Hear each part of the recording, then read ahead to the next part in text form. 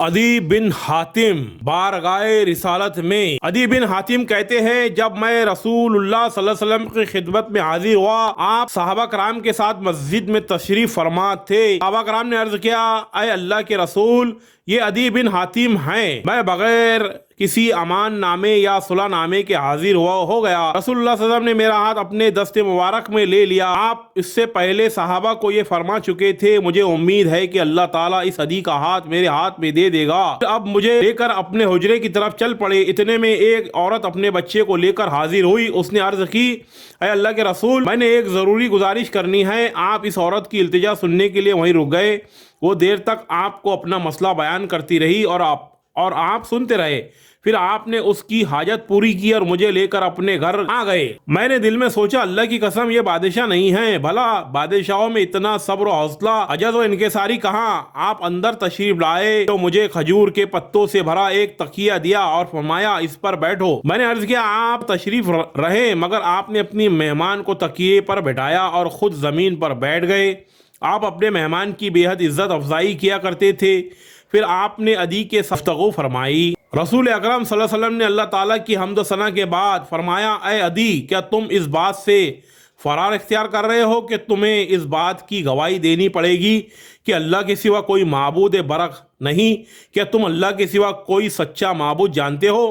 अदी बिन हातिम, नहीं अल्लाह के रसूल, कोई सच्चा माबूद मेरे इल्म में नहीं। रसूलुल्लाह सल्लल्लाहु अलैहि वसल्लम, तो फिर तुम इसलिए भागते फिरते हो कि तुम्हें अल्लाहु अकबर, अल्लाह सबसे बड़ा है, ना कहना पड़े? क्या कोई चीज़ अल्लाह से बड़ी है? अदी बिन हातिम, नहीं, अल्लाह से बड़ी और बरतर कोई चीज़ नहीं है। रसूलुल्लाह सल्लल्लाहु अलैहि वसल्लम, अय अदी, मुसलमान हो जाओ तो तुम महफूज हो जाओगे, तुम्हारी जान और माल बच जाएगा। अदी बिन हातिम, मैं एक दीनदार आदमी हूँ। रसूलुल्लाह, मैं तुम्हारे दीन को तुमसे ज़्यादा जानता हूँ। यहूदी मग़ज़ूब अलैहिम जबकि ईसाई गुमराह हैं। अदी बिन हातिम, आप मेरे दीन को मुझसे ज़्यादा जानते हैं? रसूलुल्लाह सल्लल्लाहु अलैहि वसल्लम, हाँ, मैं तुमसे ज़्यादा जानता हूँ। क्या तुम नकोसी ईसाई और साबी फ़िरके का मिला जुला अकीदा रखते वाले नहीं हो? तुम अपनी कौम की गनीमत लूट से चौथा हिस्सा वसूल करते हो, हालांकि वो तुम्हारे मज़हब के मुताबिक तुम्हारे लिए हलाल नहीं है। अदी बिन हातिम, बिल्कुल ऐसा ही है। आपके इन इशारात के बाद मैं आपकी इज़्ज़त को तस्लीम किए बगैर नहीं रह सका। मुझे यकीन हो गया कि आप वाकई अल्लाह के सच्चे रसूल हैं और आपको गैब की बातें बताई जाती हैं। रसूलुल्लाह, अय अदी, मुमकिन है तुम इसलिए इस्लाम कबूल नहीं कर रहे कि तुम सोचते हो कि इस नबी के पैरोकार नहायत गरीब और मसाकीन हैं। ऐसे कमज़ोर नातवा जिन्हें अरबों ने धुतकारा हुआ था, वो मुसलमान हो रहे हैं। कोई अमीर ज़्यादा रईस वो सरदार मुसलमान नहीं हो रहा। अल्लाह की कसम, अन करीब माल वाफिर हो जाएगा, गुर्बत खत्म हो जाएगी, हत्ता के ज़कात का माल लेने वाला नहीं मिलेगा। मुमकिन है तुम्हारे दिल में कि मुसलमान बहुत कम हैं और इनके दुश्मनों की कसरत है। अल्लाह की कसम, अनकरीब तुम सुनोगे कि अकेली औरत कादिसिया या फरमाया अल हेरा, जो कि कोफा के नवा में है, से चलेगी और बैतुल्लाह का तवाफ़ करेगी। उसे किसी का खौफ नहीं होगा, वो पुरअमन सफ़र करेगी। अनकरीब कसरा बिन हरमुस के ख़जाने फ़तेह होंगे, मुसलमानों की मिल्कियत बनेंगे। अदी बिन हातिम, कसरा बिन हज़म के ख़जाने? रसूलुल्लाह सल्लल्लाहु अलैहि वसल्लम, हाँ, कसरा बिन मस के ख़जाने। मुसलमानों में माल और दौलत की रेल पेल हो जाएगी, हत्ता कि इसे लेने वाला नहीं मिलेगा। अनकरीब अर्ज़ बाबुल के सफ़ीद महलात मुसलमानों के कब्ज़े में होंगे। अदी बिन हातिम, अय अल्लाह के रसूल, मैं आप पर ईमान लाता हूँ और आपकी पैरवी कबूल करता हूँ। अदी बिन हातिम ने इस्लाम कबूल किया तो रसूलुल्लाह सल्लल्लाहु अलैहि वसल्लम का चेहरा मुबारक खुशी से खिल उठा। आपने अदी को एक अंसारी साहबी के यहाँ ठहराया। अमारत रसूलुल्लाह सल्लल्लाहु अलैहि वसल्लम हर नए मुसलमान से इसके रुतबे के मुताबिक काम लेते थे और इस्लाम से पहले जिसका जो रुतबा था इसको बरकरार रखते थे। ये कबीले तय की हुक्मरान थे, इसलिए इस्लाम के बाद हज़रत सल्लल्लाहु अलैहि वसल्लम ने इनको तय की अमारत पर कायम रखा। सिद्दीकी बनी असद में एक शख्स लिहा था। हज्जतुल विदा से वापसी के बाद उसके दिमाग में नबुवत का खबत समाया, चुनांचा उसने अपनी कौम में नबुवत का दावा कर दिया। बनी असद सब इसके ताबे हो गए। बनी असद और बनी तय के दरमियान मायदा दोस्ती था, लिहाजा उन्होंने भी اپنے حلیف کا ساتھ دیا اور قبیلہ غطفان کے بھی بہت سے لوگ ان کے شریک ہو گئے۔ طلحہ نے اس عظیم الشان فوج کو لے کر نجد میں چشمہ زاخا پر پڑاؤ ڈالا۔ حضرت خالد بن ولید طلحہ کے مقابلے کے لیے روانہ ہوئے۔ حضرت عدی بن حاتم تائی جو قبیلہ بنی طے کے سرداروں میں شمار ہوتے تھے، اس زمانے میں مدینے میں مقیم تھے، انہوں نے حضرت ابو بکر سے عرض کیا، مجھے اجازت دیجیے کہ میں اپنے قبیلے کو سمجھا بجھا کر اس فتنے سے نکال لوں۔ حضرت ابو بکر صدیق نے اجازت دے دی۔ حضرت عدی کی کوششوں سے ان کے قبیلوں کے تمام افراد طلحہ سے علیحدہ ہو گئے، اور پھر یہی کوششیں انہوں نے قبیلہ جدیلہ میں بھی کی اور یہاں بھی انہیں کامیابی ہوئی۔ حضرت خالد بن ولید فوج لے کر چشمہ بزاخا پر پہنچے اور طلحہ کے لشکر سے زبردست مقابلہ کیا۔ طلحہ نے دیکھا کہ شکست لازمی ہے تو اپنی بیوی بچوں کو ساتھ لے کر شام کی طرف بھاگ گیا اور بعد میں کفر سے توبہ کر کے دوبارہ اسلام میں داخل ہو گیا۔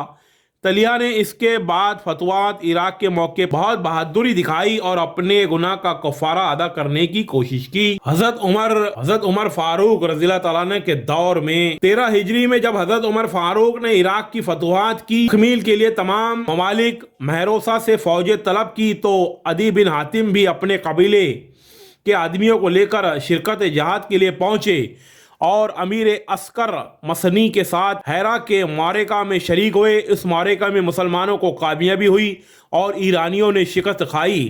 اس کے بعد نہر مسنا پر صف آرائی ہوئی، اس میں بھی عدی شریک تھے اور ایرانی ناکام رہے۔ اس کے بعد جسر کے معرکے میں شرکت کی، اس میں مسنا کی غلطی سے مسلمانوں کو شکست ہوئی۔ اس سلسلے کی سبب سے بڑی جنگ قادسیہ میں بھی عدی بن حاتم نے دار شجاعت دکھائی۔ اس سے آخر میں کوئی اور مدائن پر فوج کشی ہوئی، اس میں بھی ہمراہ اور مدائن کے فاتحین میں تھے۔ ان کے سامنے کسرا کا خزانہ مسلمانوں کے قبضے میں آیا۔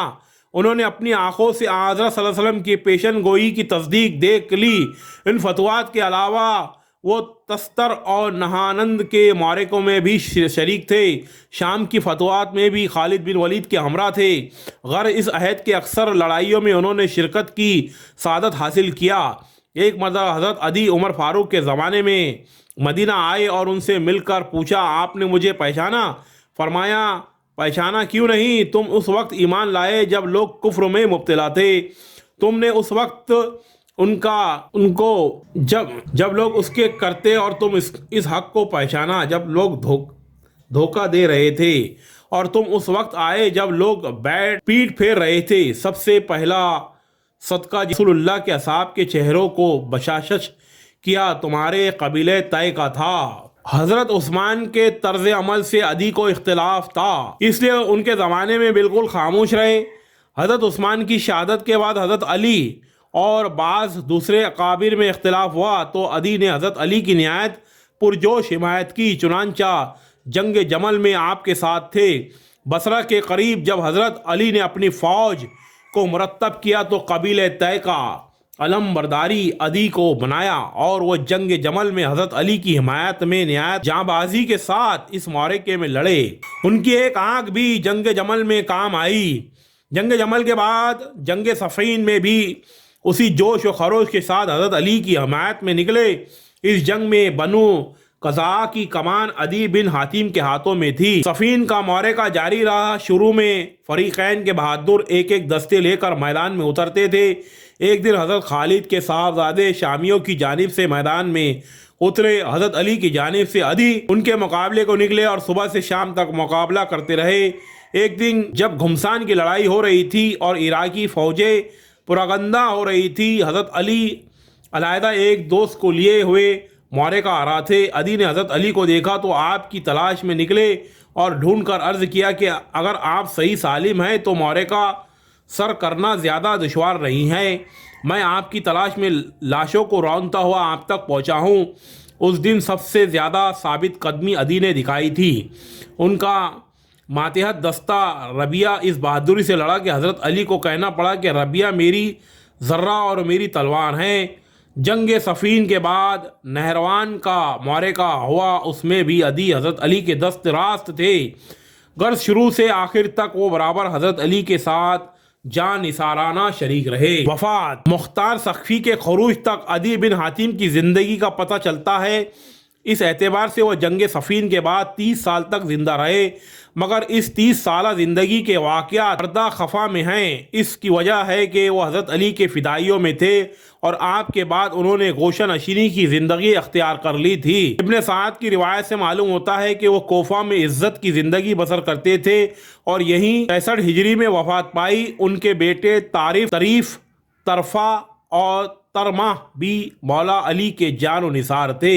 عدی بن حاتم کا فضل و کمال: عدی بن حاتم کو آخری زمانے میں شرف با اسلام ہوئے، تاہم چونکہ حضرت اور شیخین کے پاس برابر آتے جاتے رہتے تھے، خصوصاً حضرت علی کے ساتھ ان کے تعلقات بہت زیادہ تھے، اس لیے وہ مذہبی علوم سے بے بہرہ نہ تھے۔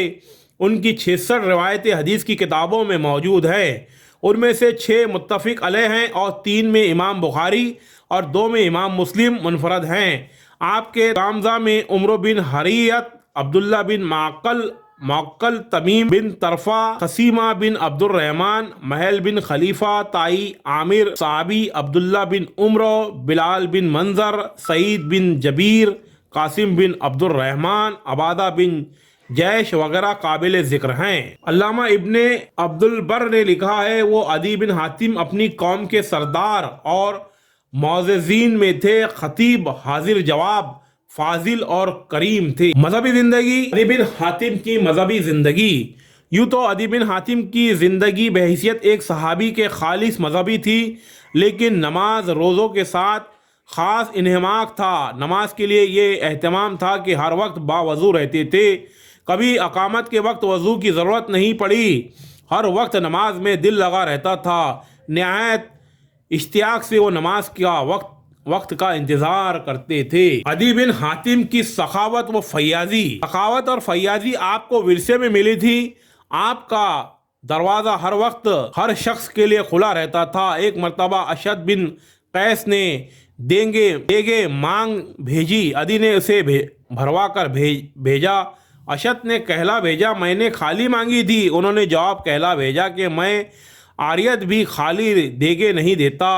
ایک مرتبہ ایک شاعر سالم بن وارا نے آ کر کہا، میں نے آپ کی مدح میں اشعار کہے ہیں۔ عدی نے کہا، ذرا رک جاؤ، میں اپنا مال و اسباب کی تفصیل تم کو بتا دوں، اس کے بعد آنا۔ میرے پاس 1000 بچے والے مویشی، 2000 درہم، 3 غلام اور 1 گھوڑا ہے۔ اس کے بعد شاعر نے مدیحہ قصیدہ سنایا، جو شخص ان کے رتبے سے کم سوال کرتا ہے اسے نہ دیتے تھے۔ یہ صحیح مسلم میں روایت میں مروی ہے کہ ایک شخص نے 100 درہم کا سوال کیا، اتنی کم رقم کا سن کر بولے، میں حاتم کا بیٹا ہوں اور تم مجھ سے 100 درہم مانگتے ہو، خدا کی قسم ہرگز نہ دوں گا۔ ان کی فیاضی سے انسان سے لے کر حیوان تک یکساں مستفید ہوتے تھے۔ چونٹیوں کی غذا مقرر تھی، ان کے کھانے کے لیے روٹیاں توڑ کر ڈالتے تھے اور کہتے تھے یہ بھی حقدار ہیں۔ عدی بن حاتم یادگار نبوی میں عزت۔ عدی اپنے ذاتی فضائل اور خاندانی وجاہت کی وجہ سے بڑی عزت و وقت کی نظر سے دیکھے جاتے تھے۔ جب حضرت صلی اللہ علیہ وسلم کی خدمت میں حاضر ہوتے تو آپ ان کے لیے جگہ خالی کر دیتے۔ خلفاء کے یہاں بھی یہی عزت تھی۔ ایک مرتبہ حضرت عمر رضی اللہ تعالیٰ عنہ کے زمانے میں مدینہ آئے اور ان سے مل کر پوچھا، آپ نے مجھے پہچانا؟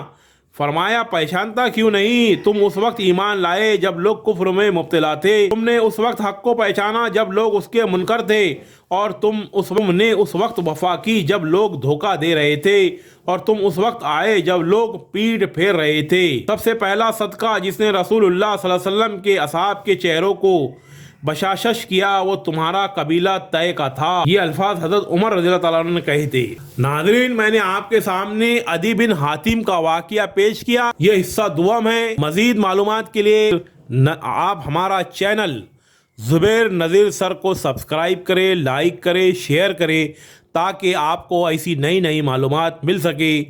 میں زبیر نذیر سر ملتا ہوں آپ کو نئے ویڈیو میں نئی معلومات کے ساتھ۔ اللہ حافظ۔